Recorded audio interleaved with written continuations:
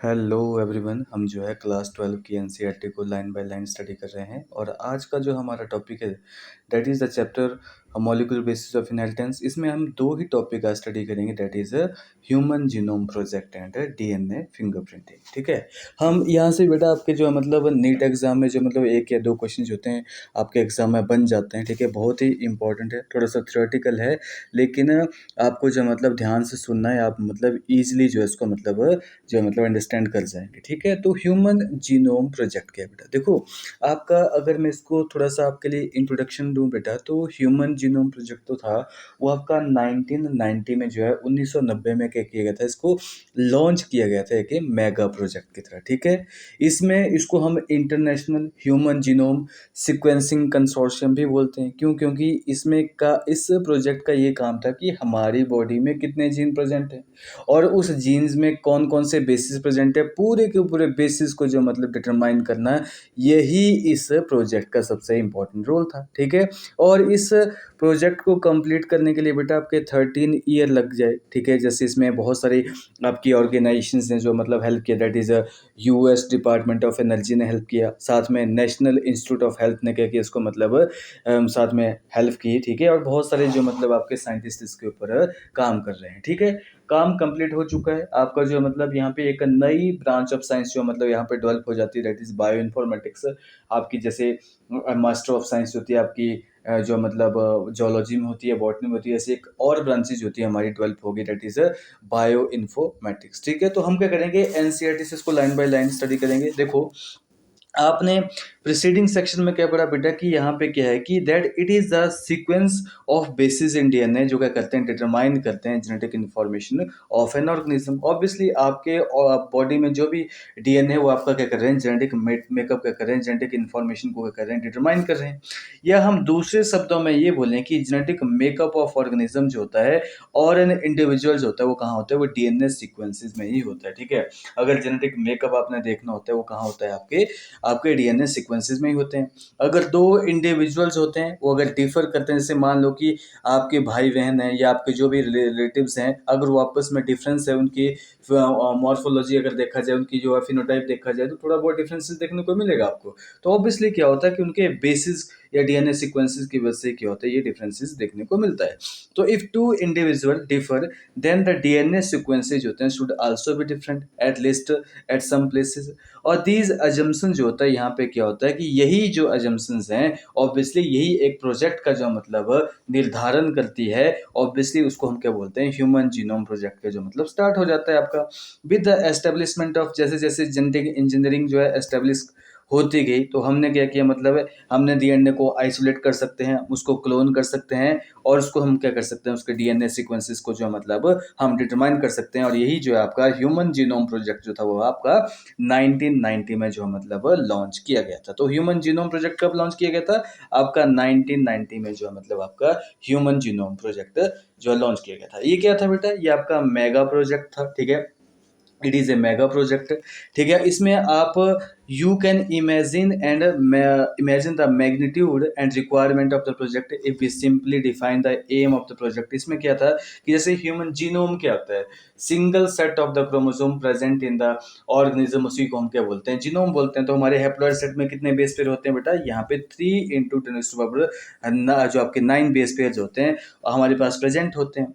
अगर हम एक डीएनए बेस को क्या करते हैं, अगर सीक्वेंस करते हैं, तो ऑब्वियसली क्या है, मतलब आपके एक बेस पेयर को सीक्वेंस करने का जो खर्चा है दैट इज $3 पर बेस पेयर है। तो एस्टिमेट जो कॉस्ट हो जाती है कितनी होती है बेटा, आपकी जो है 9 × 10⁻⁹ जो होती है, यानी कि 9 बिलियन जो होता है यूएस डॉलर जो होता है एक जीनोम को जो मतलब ह्यूमन जीनोम को सीक्वेंस करने की कॉस्ट है। ठीक है, एक तो इसकी 9 बिलियन यूएस डॉलर कॉस्ट हो जाती है। ठीक है, कि देखो कितना मेगा प्रोजेक्ट है ये। अगर हम उस बेसिस की जो इन्फॉर्मेशन है बेटा बुक्स में क्या करते हैं, टाइप करते हैं, तो आपको कितनी बुक्स की जरूरत हो जाती है, आपको 1000 लेटर वाली जो है मतलब उसमें एक पेज होना चाहिए, और उस बुक में जो है मतलब 1000 पेजेस होने चाहिए, और ऐसे ही आपको जो मतलब 3300 बुक्स में मतलब इसका डाटा जो मतलब स्टोर किया जाएगा। ठीक है, तो इतना बड़ा डाटा जो है मतलब जनरेट होता है आपके बेसिस का, और जिसकी वजह से क्या होगा कि बेटा आपके जो मतलब यहाँ पे क्या हो, मतलब एक नई ब्रांच ऑफ साइंस जो होती है मतलब डेवलप हो जाती है, और that branch is called as a, उसी ब्रांच को हमने क्या बोल दिया, दैट इज बायो इन्फॉर्मेटिक्स हमने बोल दिया। देखो यहाँ पे this enormous amount of data expected to be generated also necessitate the use of high speed computational devices का यूज होता है, ठीक है, जिसमें डाटा स्टोरेज किया जाता है रिट्राइवल करने के लिए, एनालिसिस करने के लिए। तो एक नई ब्रांच होती है इसके साथ एसोसिएट होगी, उसी ब्रांच को हमने क्या बोल दिया, that is called as the, उस ब्रांच को हमने क्या बोल दिया बेटा, दैट इज बायो इन्फॉर्मेटिक्स। अब यहाँ पे मेन तो ये है कि मतलब बायो इन्फॉर्मेटिक्स है, कब स्टार्ट हुआ, कैसा कैसा प्रोजेक्ट था, मेगा प्रोजेक्ट था, लेकिन इसके गोल क्या थे बेटा, ये आपको पता होना चाहिए कि गोल नंबर वन गोल क्या है कि देखो पहले ये बिलीव किया जाता था कि ह्यूमन बींग्स में 80,000 से लेके 1 लाख जीन हो सकते हैं, लेकिन जब साइंटिस्ट ने स्टडी किया तो केवल और केवल ह्यूमन में जीन्स, मैं जीन बोल रहा हूँ, बेस पेयर नहीं बोल रहा हूँ, जीन्स होते हैं कितने, हमारे केस में 20,000 से 25,000 जीन्स होते हैं ह्यूमन डीएनए में प्रेजेंट होते हैं। उन सभी को आइडेंटिफाई करना, इसका पहला गोल क्या था, आइडेंटिफाई ऑल द अप्रोक्सीमेटली जो है that is 20,000 to 25,000 genes in the human DNA. और उसके बाद क्या करना, उसके सीक्वेंसेस को, जैसे आपका 3 बिलियन केमिकल बेसेस आपके पास प्रेजेंट है, 3 × 10⁻⁹ बेस पेयर आपके प्रेजेंट है, उनके सीक्वेंस को जो मतलब क्या करना, डिटरमाइन करना, और आपके जो कि ह्यूमन डीएनए को क्या करते हैं, बनाते हैं। और इस इन्फॉर्मेशन को हमने कंप्यूटेशनल बायोलॉजी के थ्रू क्या करना है, उसको स्टोर करना है, और हमने डाटा एनालिसिस के टूल को भी इम्प्रूव करना है। और जब क्या होगा, जैसे ही आपको जो है मतलब ह्यूमन जीनोम के बारे में, डीएनए बेसिस के बारे में जब पता चल जाएगा बेटा, तो उसका हम अदर फील्ड में भी, इसका जेनेटिक इंजीनियरिंग वगैरह, इंडस्ट्री वगैरह में, सर्विस सेक्टर में, ये बहुत सारे साइंटिफिक जो आपके एरियाज होते हैं उनका हम इसमें बायोटेक्नोलॉजी वगैरह में इसका यूज़ करेंगे। लेकिन ऑब्वियसली अब आप किसी पर्सन के जीनोम के बारे में जानोगे तो उसके राइट टू प्राइवेसी जो है उसका मतलब क्या हो रहा है, वायलेट हो रहा है। तो ऐसे बहुत सारे ethical, legal and social issue जो होते हैं वो अराइज हो जाते हैं, उनका भी हम क्या किया करेंगे, मतलब इसमें सॉल्व करेंगे, ठीक है। तो ह्यूमन जीनोम प्रोजेक्ट था बेटा, ये कितना था, 13 ईयर का ये प्रोजेक्ट था, ठीक है, जिसमें US department of energy important role play करते हैं, national institute of the health जो होते हैं ये भी इंपॉर्टेंट रोल प्ले करते हैं। और during the early year of human genome project आपकी वेलकम ट्रस्ट एक यूनाइटेड किंगडम की, इंग्लैंड की, ये बहुत ही मेजर पार्टनर का काम करती है। और also major contribution comes from Japan, France, Germany, China and other country ने भी ह्यूमन जीनोम प्रोजेक्ट के लिए बहुत सारी जो है कंट्रीब्यूशन दी है। ये प्रोजेक्ट जो है मतलब इसको कब कंप्लीट किया गया बेटा, यह जो है आपका 2003 में कंप्लीट हो गया। और knowledge about the effect of DNA variations among individual can lead to be revolutionary new way diagnose, treat and some day prevent the thousand of a genetic disorder। देखो आपकी जो मतलब वेरिएशंस होती हैं म्यूटेशन की वजह से होती है, और उन्हीं म्यूटेशंस की वजह से क्या होता है, आपके बॉडी में डिजीज देखने को मिलते हैं। तो जब हमें वेरिएशंस के बारे में पता चलेगा बेटा, हम क्या करेंगे, उस आपके डाटा को क्या कर सकते हैं, हम क्या कर सकते हैं, स्टोर कर सकते हैं उसको। हम क्या, हमें वेरिएशंस के बारे में पता होगा, हम क्या करेंगे, इन डिजीज से प्रिवेंट करने के लिए जो मतलब डायग्नोज कर लेंगे, और उसको हम प्रिवेंट भी कर सकते हैं। तो beside providing clue to understanding human biology, learning about the non human organism DNA sequences can lead to, obviously हम क्या कर सकते हैं इसको जो मतलब एग्रीकल्चर वगैरह में, हेल्थ केयर वगैरह में, एनर्जी प्रोडक्शन के बारे में, एनवायरमेंटल रेमेडिएशंस के बारे में इसका जो मतलब यूज कर सकते हैं हम डीएनए बेस पेयर को, नॉलेज को जान के, ठीक है। जैसे आपका मैनी नॉन ह्यूमन मॉडल के ऊपर भी आपके जिनकी डीएनए की जीन सीक्वेंसिंग हो चुकी है, ऐसा नहीं केवल ह्यूमन का ही प्रोजेक्ट का साल था, इससे पहले भी ऐसे बहुत सारे ऑर्गेनिज्म है जहाँ पे ह्यूमन जीन आपका जो मतलब जीन सीक्वेंसिंग हो चुकी है। जैसे सिनोरैबिटिस जो आपका एलिगन है, सी एलिगन बोलते हैं इसको, ये नॉन पैथोजेनिक निमेटोड्स है, ठीक है। ड्रोसोफिला फ्रूट फ्लाई के भी आपने क्या कर दिया कि मतलब इनके ऊपर जो जीन इनके डीएनए सीक्वेंस कर दिया है। ड्रोसोफिला को भी, या आपके प्लांट है राइस और एराबिडोप्सिस जो थैलियाना जो होता है, ये भी क्या करता है, इसको भी हमने क्या कर दिया बेटा, इसकी भी सीक्वेंसिंग कर दी है, ठीक है। अब यहाँ पे एक मेथड कैसे किया जाता है, हम डीएनए सीक्वेंसिंग कैसे करते हैं। देखो आपकी डीएनए सीक्वेंसिंग के लिए जो होती है दो मेजर अप्रोच जो है मतलब अपनाई जाती है। इसमें नंबर 1 आती है आपकी एक्सप्रेस सीक्वेंस टैग्स। हम क्या करेंगे, उन्हीं जीन को क्या करेंगे, मतलब जो मतलब आइडेंटिफाई करेंगे, उन्हीं की सीक्वेंसिंग करेंगे जो केवल आपके आरएनए बनाती है, जो ट्रांसक्रिप्शन शो करती है, जो कोड करती है, जो प्रोटीन बनाती है। तो जब हम केवल और केवल उन्हीं जीन की सीक्वेंसिंग करते हैं जो केवल अपने अफेक्ट को एक्सप्रेस करते हैं, आरएनए की फॉर्म में एक्सप्रेस कर देते हैं, तो उनको हम क्या बोलेंगे, that is called as the express sequence tags. यानी कि ये बात करें आपके यूक्रोमेटिन के बारे में बात करें, क्योंकि यूक्रोमेटिन ही क्या होती है बेटा, वहाँ पे जो मतलब ट्रांसक्रिप्शनली एक्टिव होती है, ठीक है। लेकिन जब हम नॉन कोडिंग और कोडिंग डीएनए दोनों को क्या करते हैं, सीक्वेंस करते हैं, तो उसको हम क्या बोलते हैं, सीक्वेंस एनोटेशन बोलते हैं। इसका मतलब क्या है कि होल सेट ऑफ जीनोम, चाहे वो कोडिंग हो चाहे आपका नॉन कोडिंग हो, जब उसकी हम सीक्वेंसिंग करते हैं उसको हम क्या बोलते हैं, सीक्वेंस एनोटेशन हम बोलते हैं। ठीक है, तो वही चीज़ है, यहाँ पे दो मेथड यूज़ किए जाते हैं, यहाँ पे दो मेथड अप्रोचेज होती हैं, अपनाई जाती हैं।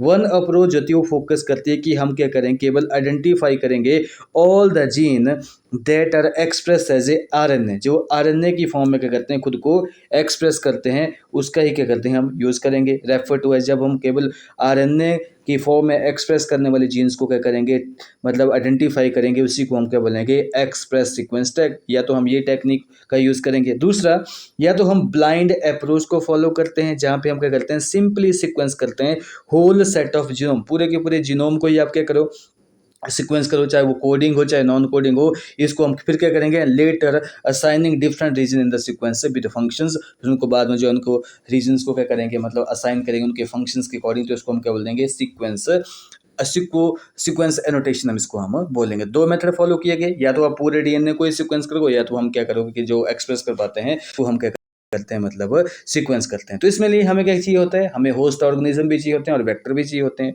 तो for sequencing the total DNA from the cell, ठीक है, इज आई, हम क्या करेंगे, पूरे के पूरे डीएनए को आइसोलेट करेंगे, इसको हम छोटे छोटे फ्रेगमेंट में क्या करेंगे, कन्वर्ट करेंगे स्मॉलर साइज के। ठीक है, क्योंकि डीएनए क्या होता है बेटा, बहुत ही लॉन्ग पॉलीमर होता है, और यहाँ पे there are some technical limitations होती है सीक्वेंसिंग में, जहाँ हम पूरे के पूरे डीएनए को सीक्वेंस नहीं कर सकते, क्योंकि हमारी टेक्नोलॉजी इतनी एडवांस नहीं है। ठीक है, फिर हम छोटे छोटे डीएनए को क्या करेंगे, हम उसको सेपरेट करेंगे, उसको क्लोन किया जाता है एक सुटेबल होस्ट में स्पेशलाइज्ड वेक्टर के थ्रू, और क्लोनिंग वेक्टर जो होते हैं यहाँ पे यूज किए जाते हैं, दैट इज आपके बैक्टीरियल आर्टिफिशियल क्रोमोसोम, और इस आर्टिफिशियल क्रोमोसोम में उनको डाला जाता है और वहाँ पे उनकी क्लोनिंग की जाती है, फिर उनकी सीक्वेंसिंग की जाएगी।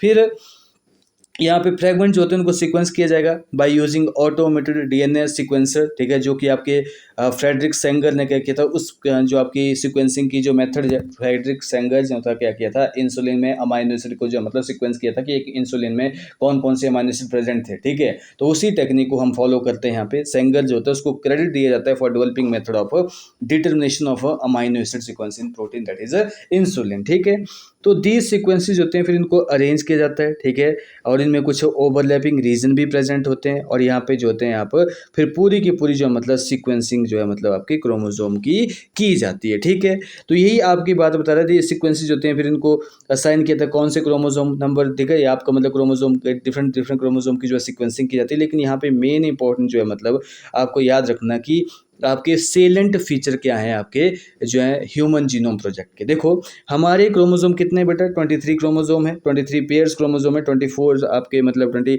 ऐसे तो हम एक्स और वाई को अलग अलग से सीक्वेंसेस करते हैं। तो सीक्वेंस ऑफ क्रोमोसोम 1 जो होता है, वो आपका जो मतलब जो कब कंप्लीट हुआ था, वो 2006 में कंप्लीट हुआ था। आपका पूरा का पूरा ह्यूमन जीनोम प्रोजेक्ट अप्रोक्सीमेटली ना 2003 में कंप्लीट हो गया था। लेकिन क्रोमोसोम नंबर 1 जो था, वो क्रोमोसोम नंबर 1 जो था आपका जो मतलब 2006 में पूरा का पूरा जो मतलब कंप्लीट हो गया, क्योंकि इसके पास बहुत सारे जो है जीन प्रेजेंट थे। ठीक है, और this was the last of the 24 human chromosome.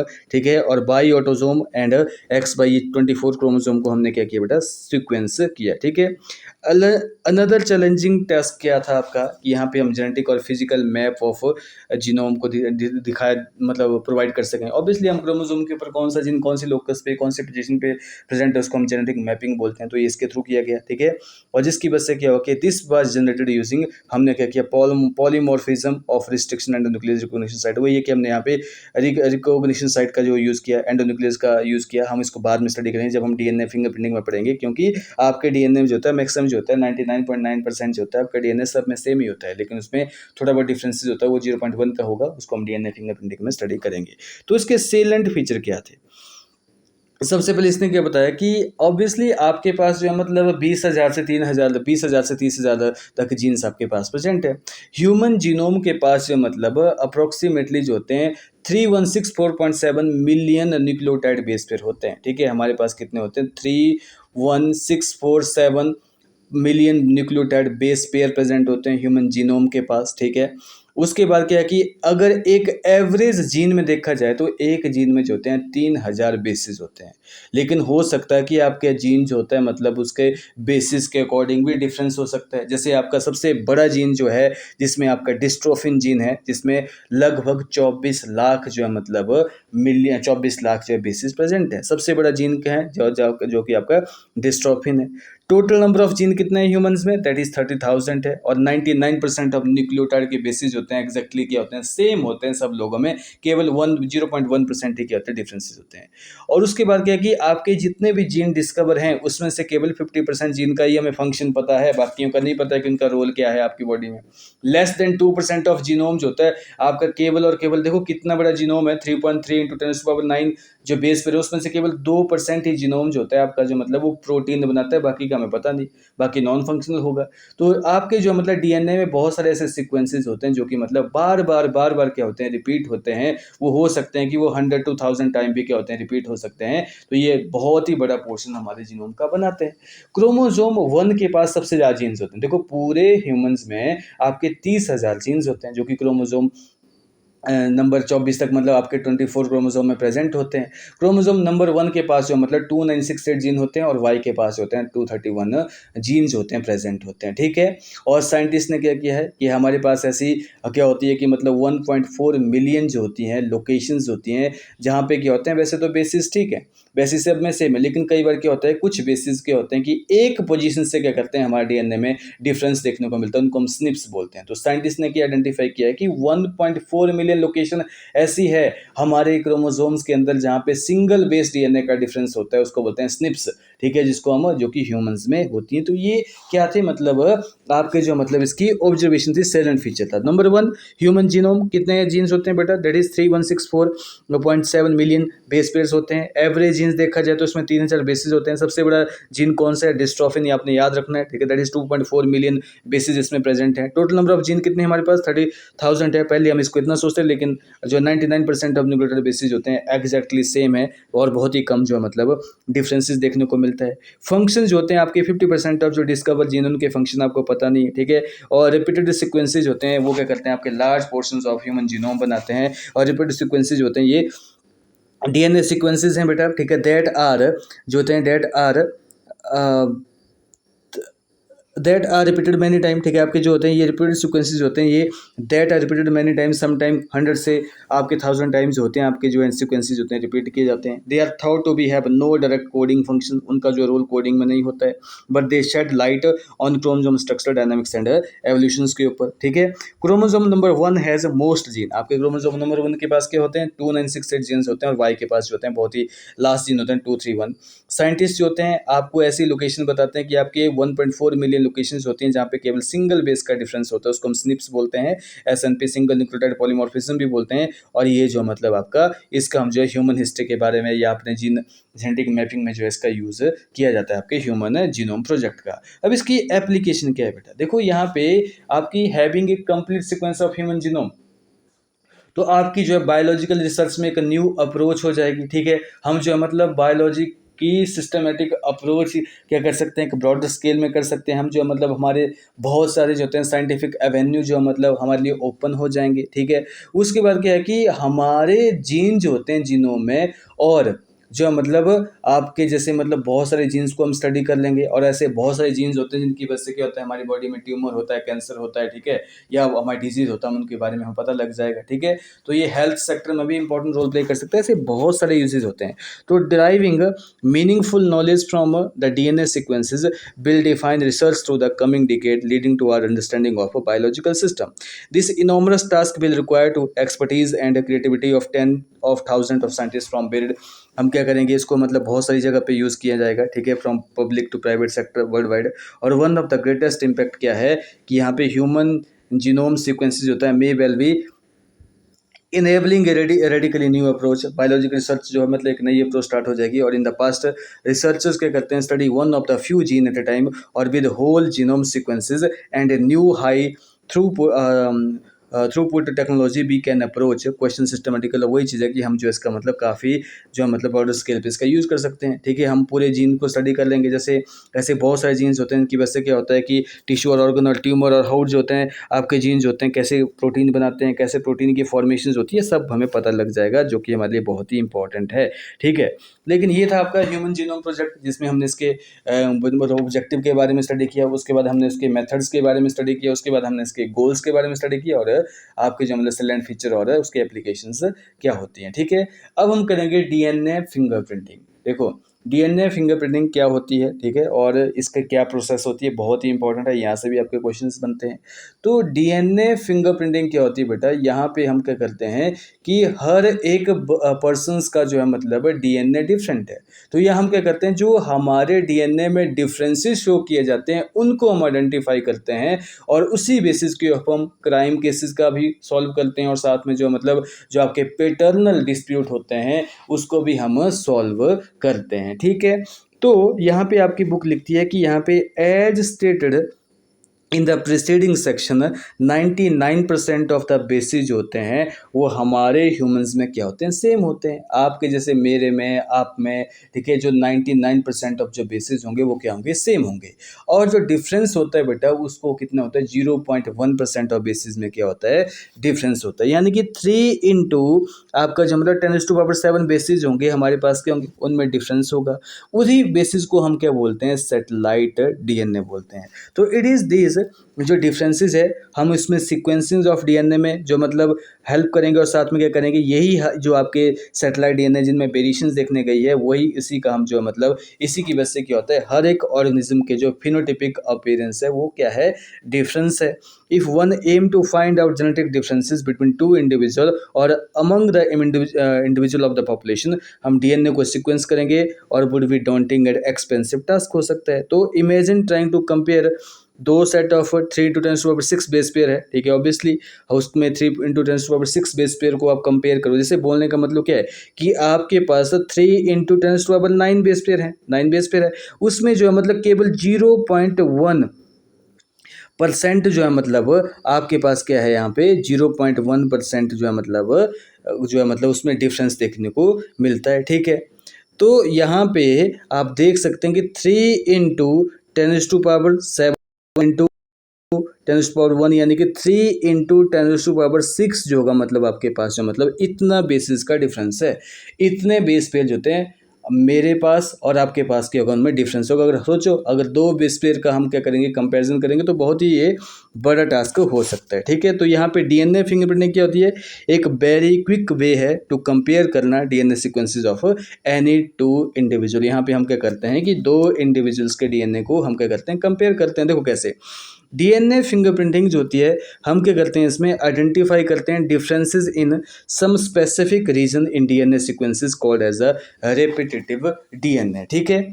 Obviously आपके पास का जब हम डेंसिटी ग्रेडियंट सेंट्रीफिकेशन करते हैं ना बेटा, तो उसमें 99% ऑफ डीएनए जो है आपका बल्क डीएनए बनाता है। जैसे अगर मैं इसका ग्राफ बनाऊं तो यहाँ पे क्या होता है, 99% जो है डीएनए जो होता है आपका सेम है, और इसको हम क्या बोलेंगे, बल्क डीएनए बोलेंगे, ठीक है, जिसका परसेंटेज ज़्यादा होता है। और जहाँ पे बहुत ही कम रीजन हमें देखने को मिलता है, जहाँ पे आपको जो मतलब जहाँ पे वेरिएशंस देखने को मिलती है, और उस रीजन को हम क्या बोलते हैं, सेटेलाइट डीएनए बोलते हैं। और यहीं पे क्या होते हैं आपके मतलब वेरिएशंस देखने को मिलती है। तो वही चीज़ है कि यहाँ पे रिपीटेटिव डीएनए इसी सेटेलाइट डीएनए में होता है, इसी को हम कंपेयर करते हैं। और because of this sequences A small stretch of DNA जो होता है उसको रिपीट किया जाता है मैनी टाइम, और दिस रिपीट डीएनए जो होते हैं वो बल्क डीएनए से सेपरेट होते हैं as different peak during density gradient centrification.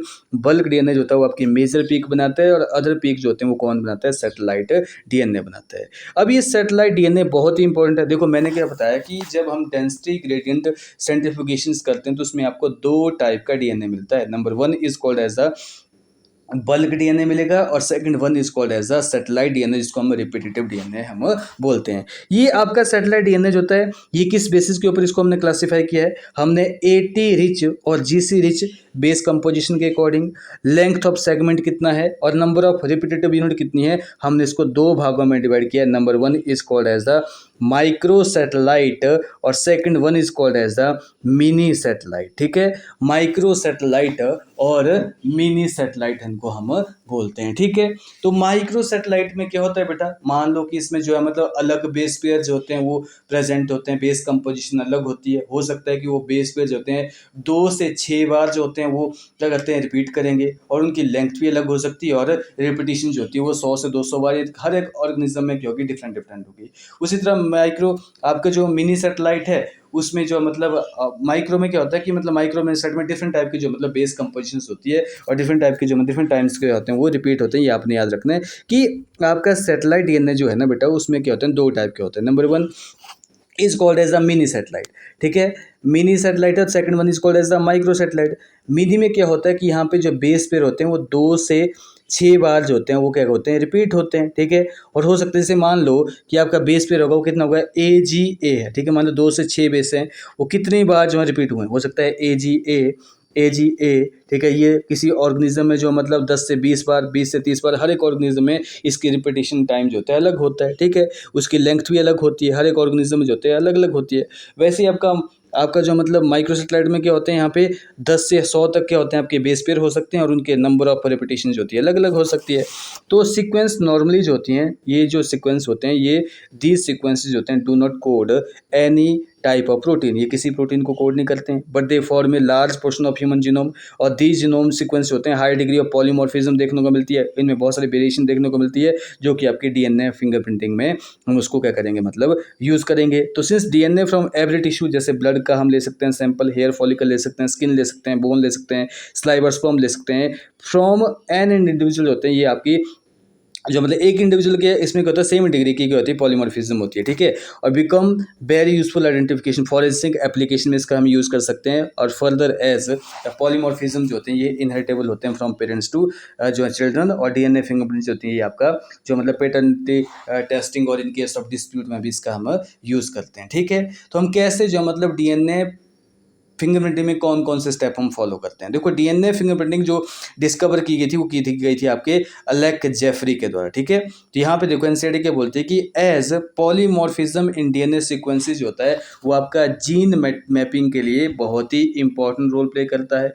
Gene genetic mapping में इंपॉर्टेंट रोल प्ले करता है, और साथ में डीएनए फिंगरप्रिंटिंग में भी इंपॉर्टेंट रोल प्ले करता है। तो it is essential that we understand what DNA polymorphism means in simple term.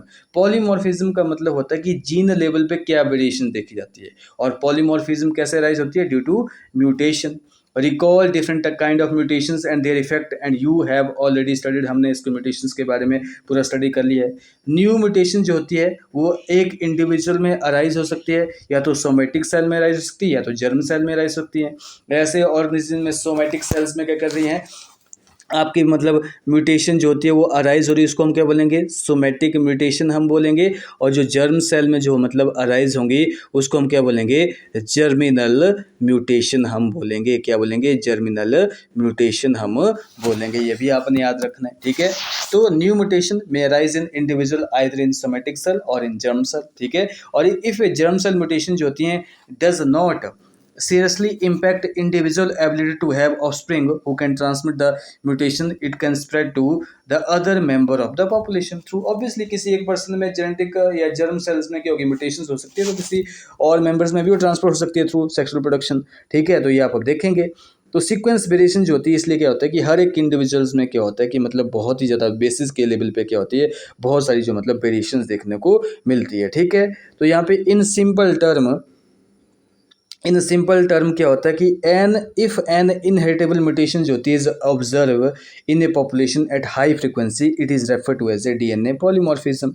अगर आपकी जो वेरिएशन जो होती है हाई फ्रीक्वेंसी पे देखी जाती है उसको हम डीएनए पॉलीमॉर्फिज्म बोलेंगे। और प्रोबेबिलिटी ऑफ सच वेरिएशन जो होती है to be observe in non coding DNA sequences would be higher as mutation in this sequences जो होती है may not have any immediate effect और impact in individuals reproductive. Obviously जब आपके mutations वहाँ पे नॉन कोडिंग सीक्वेंसेज में हो रही है तो ऑब्वियसली उसका ज़्यादा वेरिएशंस तो पड़ेगी नहीं ऑर्गेनिज्म को।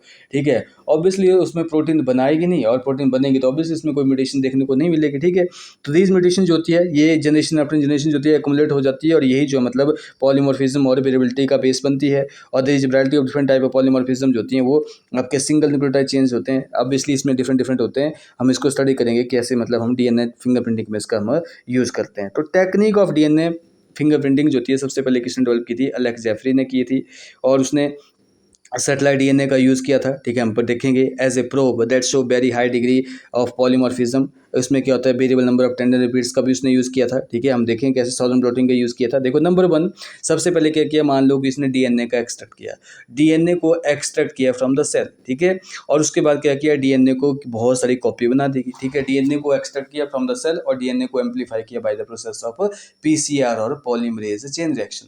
डीएनए को पॉलीमरेज चेन रिएक्शन के थ्रू उसने क्या किया, उसकी एम्पलीफाई किया। नंबर सेकंड स्टेप क्या किया कि डीएनए को क्या किया, उसने डाइजेस्ट किया, उसकी कटिंग की बाय रिस्ट्रिक्शन एंड न्यूक्लियस के द्वारा। डीएनए को डिफरेंट फ्रेगमेंट में जो चेंज हो जाएगा। और जब जैसे ही चेंज हो गए तो उस हर एक फ्रेगमेंट को जो मतलब जेल इलेक्ट्रोफोरेसिस के थ्रू क्या कर दिया उसने, मतलब उसको सेपरेट किया। क्योंकि जेल इलेक्ट्रोफोरेसिस क्या होती है, जब हम डीएनए को उसके साइज़ के अकॉर्डिंग क्या करते हैं, सेपरेट करते हैं। अब क्या करेंगे, जैसे ही हमने जेल इलेक्ट्रोफोरेसिस में क्या यूज़ किया, उसके डिफरेंट फ्रेगमेंट को क्या किया हमने, सेपरेट किया, तो हमने उसको ट्रांसफ़र कर दिया गया किसके ऊपर, आपके नाइट्रोसेलुलोज पेपर के ऊपर हमने क्या किया, उसको ट्रांसफ़र कर दिया। उसी को हम क्या बोलते हैं, सदर्न ब्लॉटिंग बोलते हैं। तो transferring of a separated DNA fragment to synthetic membrane such as nitrocellulose और नायलॉन पेपर। अब उनको हम क्या करेंगे, बीएनटीआर के साथ क्या करेंगे, इनको हाइब्रिडाइज करेंगे। बीएनटीआर हमने जो मतलब खुद प्रिपेयर किए हैं। जैसे मान लो किसी ऑर्गेनिज्म के अंदर जो है AGAC जो है मतलब ये रिपीट हो रहा है, तो हमने BNTR बनाया हुआ है खुद ही। जैसे दैट इज TCTG जो है मतलब ये हमने रेडियो एक्टिविटी क्या किया गया, इसके BNTR बनाए हैं। ऑब्वियसली जब इसके ऊपर हम BNTR को क्या करेंगे, इन सीक्वेंसेस के ऊपर हम क्या करेंगे, स्प्रेड करेंगे, तो ये हाइब्रिडाइज हो जाएंगे। ये अपने अप्रोप्रिएट जो है मतलब डीएनए सीक्वेंसेस के ऊपर बाइंड कर जाएंगे। ठीक है, फिर उसके बाद हम इसको ऑटो रेडियोग्राफी के थ्रू देखेंगे, और जहाँ जहाँ पे मतलब ये बाइंड करेंगे ये बताते हैं कि कौन कौन से सीक्वेंसेस होते हैं वो आपके मतलब जो मतलब इसमें रिपीट हो रहे हैं। तो BNTR जो होते हैं ये कहाँ बिलोंग करते हैं, they are belong to the class of satellite DNA, जिसको हम क्या बोलते हैं, मिनी सेटेलाइट बोलते हैं। ठीक है, और ये स्मॉल डीएनए सीक्वेंस होते हैं, हम इसको, ये क्या होते हैं, स्मॉल डीएनए सीक्वेंसेस होते हैं जो कि करते हैं बार बार होते हैं, रिपीट होते रहते हैं। ठीक है, और कॉपी नंबर जो होता है क्रोमोसोम टू क्रोमोसोम वेरी करता है इन एन इंडिविजुअल, और नंबर ऑफ रिपीट्स होता है वो बहुत ही very high degree polymorphism show करता है। जैसे as result the size of BNTR जो होता है वो 0.1 to 20 KB भी हो सकता है। आपके बेस पेयर्स होते हैं वो 100 से 2000 तक भी रिपीट कर सकते हैं। और कॉन्सिक्वेंटली जब हम इसको किसी भी डीएनए को हाइब्रिडाइज करते हैं BNTR के साथ, ऑटो रेडियोग्राम जो होता है वो आपके डिफरेंट बैंड बनाते हैं, और दीज बैंड्स होते हैं हर एक इंडिविजुअल के अपने अपने पैटर्न शो करते हैं, जो कि इंडिविजुअल टू इंडिविजुअल क्या करते हैं, वेरी करते हैं। और एक्सेप्ट मोनोजाइगोटिक ट्विंस में जो होते हैं वो सेम ही होंगे। और sensitivity of technique has been increase by, हम इसको PCR का भी यूज़ करते हैं, हम पढ़ेंगे जब जेनेटिक इंजीनियरिंग हम पढ़ेंगे। और कॉन्सिक्वेंटली क्या होता है, हम इसको डीएनए फिंगरप्रिंटिंग की जो मतलब आपके एनालिसिस में यूज़ करते हैं। जैसे मान लो कि आपका ये दो इंडिविजुअल हैं, डीएनए फ्रॉम इंडिविजुअल ए और डीएनए फ्रॉम इंडिविजुअल बी। इसमें डिफरेंट डिफरेंट क्रोमोसोम के नंबर दे बता रखे हैं कि मतलब इसमें आपका जो मतलब पैटर्न कैसा होता है। डिफरेंट डिफरेंट टाइप के जो क्रोमोसोम्स होते हैं उनमें पैटर्न कैसा होता है। जैसे क्रोमोसोम्स नंबर 7 में क्या होता है, आप देख सकते हैं कि इंडिविजुअल ए में जो मतलब 3 टाइम जो है मतलब रिपीट है। उसी तरह दूसरा मेटर्नल क्रोमोसोम में जो 4 रिपीट हैं BNTR के। उसके बाद आप देख सकते हैं डीएनए ऑफ इंडिविजुअल बी में जो मतलब आपके कम से कम जो मतलब 11 बार जो रिपीट देख सकते हैं आप पैटर्नल क्रोमोसोम में। और यहाँ पे जो मतलब आप 9 बार देख सकते हो मेटर्नल क्रोमोसोम में। वैसे ही देखो यहाँ पे जो मतलब कितना टाइप रिपीट देखने को मिलता है। ठीक है, अब जैसे क्रोमोसोम नंबर 2 में भी ऐसे दोनों में देख लो कितने रिपीट होते हैं, और 16 में भी हम देख सकते हैं। जब इसका हम क्या करते हैं बेटा, यहाँ पे जब इसको हम नाइट्रोसेलुलोज पेपर के ऊपर डालते हैं, ठीक है, number of short tandem repeat देख सकते हैं आप। तो ये कितनी बार कोई क्रोमोसोम जो होते हैं रिपीट हुआ है वो उसको हमने अरेंज किया हुआ है। ठीक है, जैसे आप पेरेंट बी में देख सकते हैं सबसे लोएस्ट क्या है, 2 नंबर वाला क्रोमोसोम रिपीट हुआ है। उसके बाद जो मतलब आपका जो मतलब 5 नंबर वाले से आप देख सकते हैं। ठीक है, यहाँ पे रिपीटिशन देखने को मिलती है हमें। ठीक है, कितनी बार जो मतलब रिपीट देखने को मिलेगा यहाँ पे भी ऐसे। और ये जो है आपका, मान लो कि ये पेटर्नल डिस्प्यूट को क्या कर रहा है, मतलब कोई ऑर्गेनिज्म सी है उसके साथ हम मैच करेंगे, तो उसका जो मैच हो रहा है किसके साथ हो रहा है, वो क्रोमोसोम नंबर बी के साथ हो रहा है। ठीक है, पेरेंट नंबर बी के साथ हो रहा है। इसका मतलब क्या है, यही जो है क्रिमिनल है, या ये बोलने का मतलब क्या है, यही जो है मतलब इसका जो है मेन रिलेशन, जेनेटिक रिलेशनशिप जो है इन दोनों ऑर्गेनिज्म के बीच में है। ठीक है, पेरेंट ए जो है मतलब is not a genetic father या मदर जो है मतलब ऑफ ए इंडिविजुअल। तो ये आपका यूज़ हम करते हैं। ठीक है, तो this is all about your DNA fingerprinting, and this is all about your human genome project.